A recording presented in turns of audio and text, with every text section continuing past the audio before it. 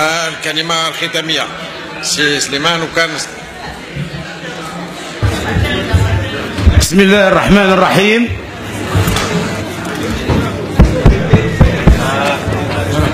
بسم الله الرحمن الرحيم. السيد الرئيس، معالي الوزراء، السادة النواب، السلام عليكم ورحمة الله تعالى وبركاته. أنا باغي نتكلم على قانون الميزانية من أرض الواقع، وأنا راني حاضر العشرة تاع الميزانيات، وجات أنا نمثل منطقة معينة، وهذه أمانة فوق رقبتي في أرض الواقع. بصح خصني نفهم أنا وياكم، خاصة معالي الوزراء، أنني كي ننتقد ما ننتقدش الناس كل، ومانيش باغي نربح الشعبية على ظهركم، لأنه اللي يجيبني للحكم الكرسي هذا تاع البرلمان هو الدوار اللي أنا فيه. ما كانش واحد في الدولة اللي يقدر يجيبني هنا، وبالتالي هذا قضية أمانة بيني وبين الشعب، ولكن لازم عليا نكون واقعي ونكون إنسان جاد. كاين مسؤولين في الدولة اللي أدوا واجبهم، وفيهم اللي ما خلاوهمش يأدوا واجبهم. واش ربحنا احنا من الميزانيات اللي فاتوا في ولاية النعامة؟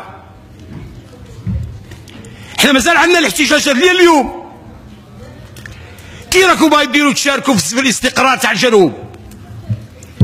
ما كانش انفصال في الجنوب، بصح رانا نقولوا للناس اللي يحكموا في الجزائر العاصمة نتوما تحكموا حنا نخدموا.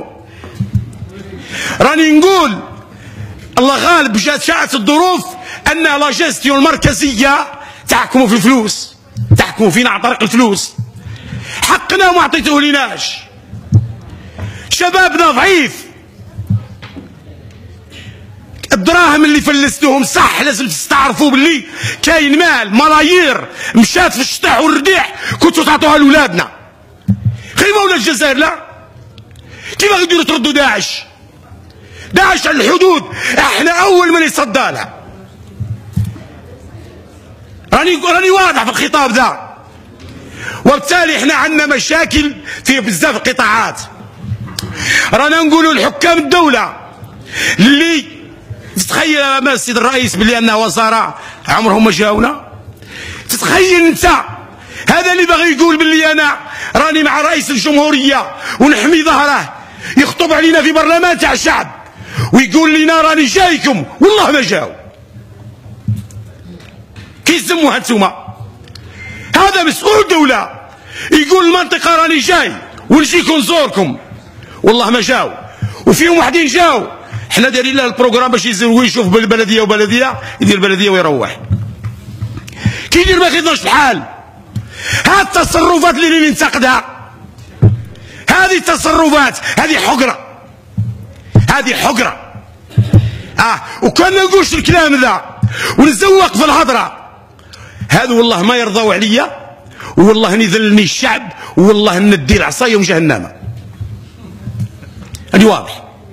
عندنا ثانويه رياضيه شقينا عليها 4 سنوات 5، اليوم تتخيلوا ان ال20 اللي كانت باقيه رانا قروها في البليده وقعدوا غير الخدامه، قعدوا 4 تاع الاساتذه و20.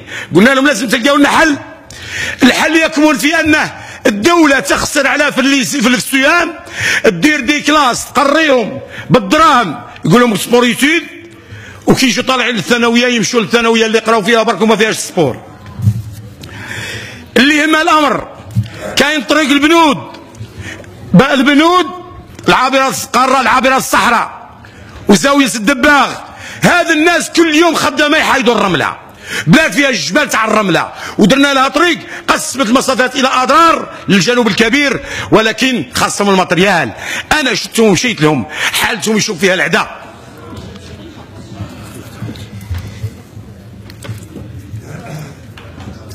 مسألة الصحة، معالي الوزير هو راه يدير اللي عليه، وقير لك حلايب يدير مع الطباء باش يدير هذا القانون، ولكن راني نقول يا صحابنا رانا نتعبوا، عندنا مرضى قليل الشيء باش يدير 1000 كيلومتر الله ينعل البليس، ويقعد يدور في لوتيلات الله ينعل البليس.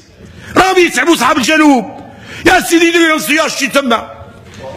يا الطب ما يمشي